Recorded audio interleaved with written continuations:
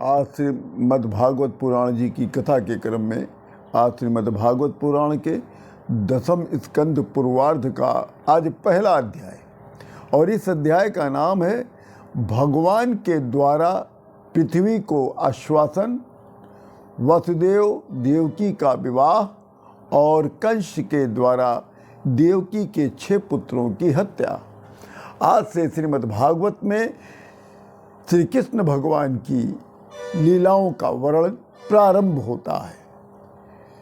कथितो वंश विस्तारो भवता साम सूर्यो राज्ञां चोभय वंश्याना चरितम परमादुतम।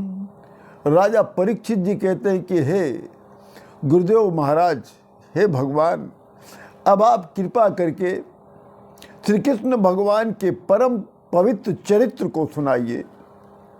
भगवान, अभी आपने बतलाया था कि बलराम जी रोहिणी जी के पुत्र थे। इसके बाद देवकी के पुत्रों में भी आपने उनकी गणना किया।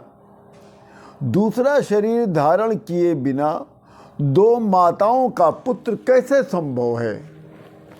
श्री कृष्ण भगवान अपने पिता का घर छोड़कर ब्रज क्यों चले गए? भगवान, हे गुरुदेव, श्री कृष्ण भगवान ने नंद आदि गोप बंधुओं के साथ कहाँ कहाँ निवास किए, और हे भगवान, ब्रज में तथा मधुपुरी में कौन कौन सी लीलाएं हमारे श्री कृष्ण भगवान ने किया?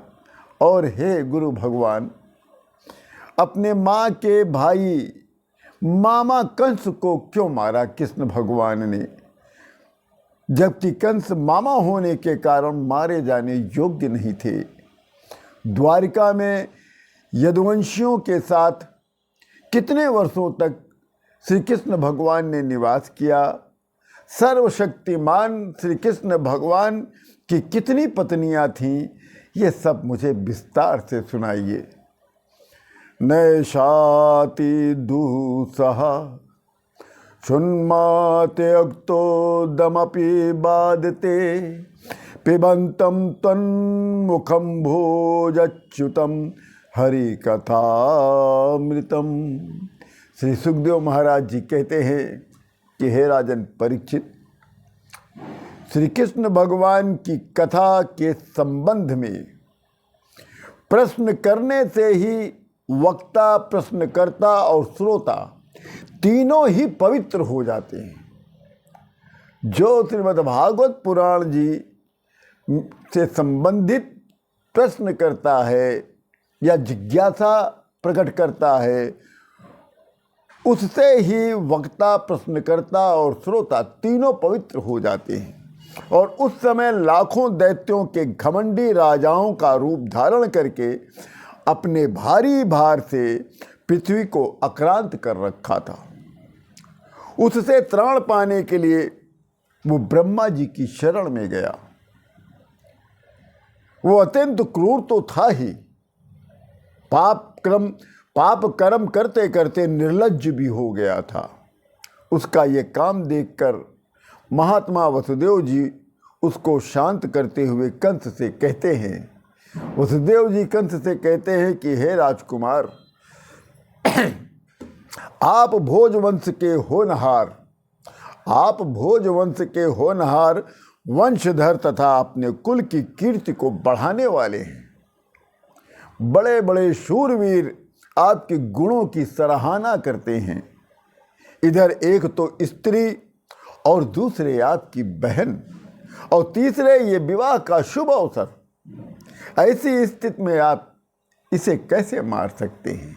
बहुत ही सुंदर बात वसुदेव जी ने कहा कि आप भोज वंश के होनहार वंशधर हैं, आप अपने कुल की कीर्ति बढ़ाने वाले हैं, और बड़े बड़े जो शूरवीर हैं आपकी सराहना करते हैं गुणों की। और आप कैसे अपनी बहन को मारेंगे? एक तो वो स्त्री, दूसरे आपकी बहन, तीसरा विवाह का ये शुभ अवसर। वसुदेव जी फिर कहते हैं कि हे वीरवर, जो जन्म लेते हैं उनके शरीर के साथ ही मृत्यु उत्पन्न हो जाती है। आज हो या 100 वर्ष बाद हो, जो प्राणी है उसकी मृत्यु अवश्य होगी। देहे पंच तत्वमापने देहि कर्मानु मोवशः देहांतर मनो प्राप्य प्रवक्तम त्यजते वपु। हे वीरवर कंस, जब शरीर का अंत हो जाता है तब जीव अपने कर्मानुसार दूसरे शरीर को ग्रहण करके अपने पहले शरीर को छोड़ देता है। जीव को ऐसा विवश होकर करना पड़ता है। जीव कर्मकृत कामना और कामनाकृत कर्म के वश में होकर दूसरे शरीर को प्राप्त करता है और अपने पुराने शरीर को वो भूल जाता है। यतो यतो धवति दैव चोदितम मनोविकरात्मकमाप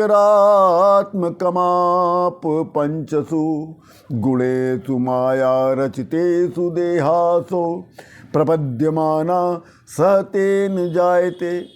अतः हे वीरवर कंस, जो अपना कल्याण चाहता है उसे कभी भी किसी से द्रोह नहीं करना चाहिए, क्योंकि जीव कर्म के अधीन हो जाता है और जीव कर्म के अधीन ही है। जो किसी से द्रोह करेगा उसको उस जीवन में शत्रु और जीवन के बाद परलोक में भयभीत होना पड़ता है। हे कंस, ये आपकी छोटी बहन है, अभी बच्ची है, बहुत दीन है और इसकी तो अभी अभी तो विवाह हुआ है। विवाह के मंगल चिन्ह भी इसके शरीर से अभी उतरे ही नहीं हैं, हटे ही नहीं हैं। तो ऐसी दशा में आप कैसे दीन वत्सल पुरुष इस बेचारी का वध करेंगे? ये उचित नहीं है। इस प्रकार वसुदेव जी भेद नीति से कंस को बहुत समझाया, पर क्रूर राक्षस कंस ने अपना घोर संकल्प नहीं त्यागा, नहीं छोड़ा। तब वसुदेव ने कंस को हर समय पर टाल दिया। तब वसुदेव ने कंस का जो हठ था उसको समय पर टाल दिया और वसुदेव इस निष्कर्ष पर पहुंचते हैं कि मृत्यु बुद्धि मतापोहो यावद बुद्धि बलोदयम यद्दसो ना निर्वर्तेत ना पराघोवस्ति देहिना। कि बुद्धिमान पुरुष को जहाँ तक उसकी बुद्धि और बल साथ दे मृत्यु को टालने का प्रयत्न करना चाहिए, प्रयास करना चाहिए। यदि प्रयत्न करने पर भी मृत्यु न टले तो फिर प्रयत्न करने वाले का कोई दोष नहीं होता। इसलिए इस मृत्यु रूपी कंस को अपने पुत्र देने की प्रतिज्ञा करके वसुदेव इस दीन देवकी को बचाने की हर प्रकार का प्रयास किया। वसुदेव अपने मन में सोचते हैं कि यदि मेरे लड़के होंगे, मेरे पुत्र होंगे, तब तक ये कंस स्वयं नहीं मर जाएगा, तब क्या होगा? संभव है उल्टा ही होगा, मेरा लड़का ही इसे हो सकता मार डाले, क्योंकि विधाता के विधान का पार पाना बहुत कठिन है। मृत्यु सामने आकर भी टल जाती है और टली हुई मृत्यु भी लौट आती है। अपनी बुद्धि के अनुसार ऐसा निश्चय करके वसुदेव जी ने बहुत सम्मान के साथ पापी कंस की बड़ी प्रशंसा की। प्रसन्न वदनाम भोजो निशंस निरपत्रपम मनसा दूयमानेन बेसानिदम ब्रवीत। वसुदेव जी इतना मन में सोचने के बाद फिर कहते हैं कंस से, हे सौम्य, आपको देवकी से कोई भय नहीं, कोई देवकी से तो कोई भय है ही नहीं। जैसा कि आकाशवाणी ने कहा है, कंस भय है तो पुत्रों से, सो इसके पुत्र मैं आपको लाकर जब जन्म लेंगे तो आपको सौंप दूंगा। पर कंस जानता था कि वासुदेव के वचन तो झूठे नहीं होते, असत्य नहीं होते हैं। इसलिए उसने अपने बहन देवकी को मारने का विचार छोड़ दिया। इससे वसुदेव जी बहुत प्रसन्न हो गए और अपने साले कंस की प्रशंसा करते हुए अपने घर को वो लौट गए। देवकी बहुत बड़ी साध्वी थी। उसके शरीर में, देवकी के शरीर में सारे देवता वास करते थे। समय आने पर देवकी के गर्भ से प्रतिवर्ष एक एक करके 8 पुत्र और 1 कन्या उत्पन्न हुई। पहले पुत्र का नाम कीर्तिमान था। वसुदेव ने उसे लाकर कंस को दे दिया। किम दुसहम न साधुनाम विदुषा किम पेक्षितम किम कार्यम कद याराम दुस्तत यजम की घितात्मनाम।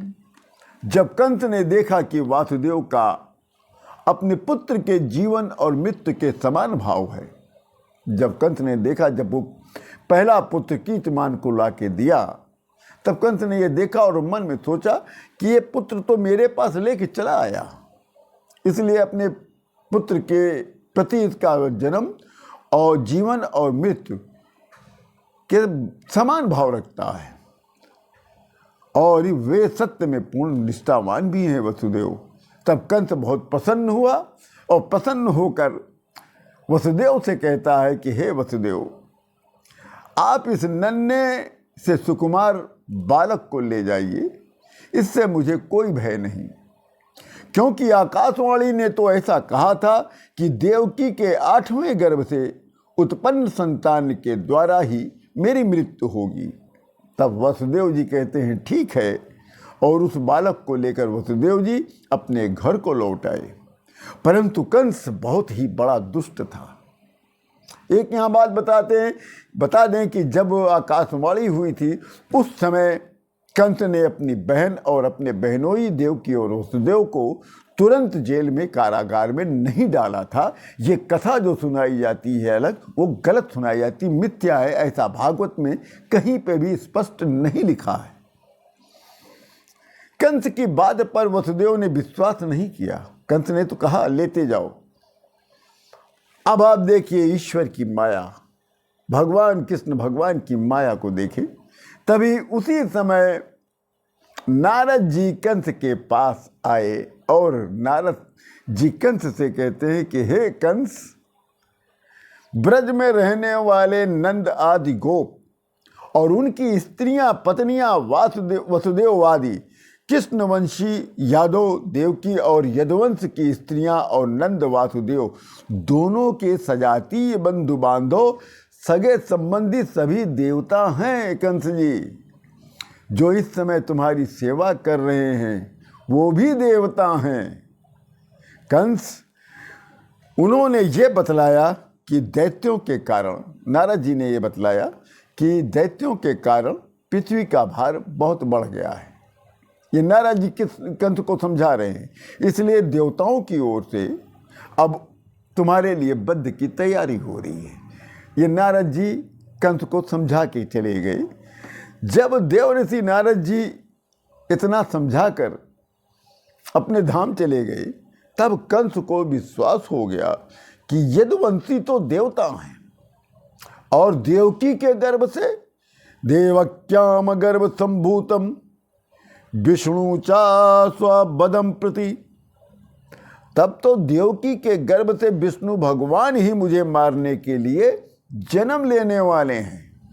इसलिए उसने देवकी और वसुदेव को आज्ञा दिया अपने सैनिकों और सेनापति को कि जाओ और देवकी और वसुदेव को उनके महल से, उनके घर से बेड़ी लगाकर कारागार में डाल दो। तब उनके सैनिक सेनापति वसुदेव के घर गए और देवकी और वसुदेव को हथकड़ी और बेड़ियों में जकड़कर कैद में डाल दिया गया और उन दोनों से जो जो भी पुत्र होते गए उन्हें कंस मारता चला गया। जब बस उसे शंका बनी रही, कहीं विष्णु ही जातम जात महन पुत्रम तमो रजन शंकया, कहीं वो बालक के रूप में विष्णु ना आ जाए। ये चिंता उसको हमेशा सताती रही। इसी के साथ श्रीमद् भागवत पुराण जी के 10वें स्कंद पूर्वार्ध का ये पहला अध्याय पूर्ण होता है। आप सभी लोगों को जय श्री कृष्णा, जय श्री राम।